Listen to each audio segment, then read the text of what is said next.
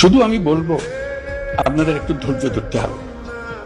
এখনই সব দাবি পূরণ করার জন্য জোর করা, প্রতিষ্ঠানে ঢুকে ব্যক্তিবিশেষকে হুমকির মধ্যে ফেলা, মামলা গ্রহণের জন্য চাপ সৃষ্টি করা, বিচারের জন্য গ্রেফতারকৃত ব্যক্তিকে আদালতে হামলা করে আগেই এক ধরনের বিচার করে ফেলার যে প্রবণতা, তা থেকে বের হতে হবে।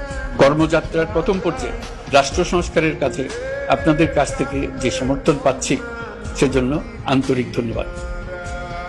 আমরা অনুধাবন করছি যে আমাদের কাছে আপনাদের প্রত্যাশা অনেক। এই প্রত্যাশা পূরণে আমরা বদ্ধপরিকর।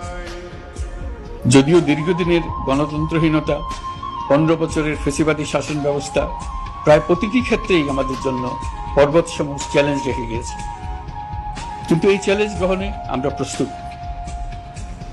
আজ আমি সরকারের পক্ষ থেকে আপনাদের দোয়া ও সহযোগিতা কামনা করতে আপনাদের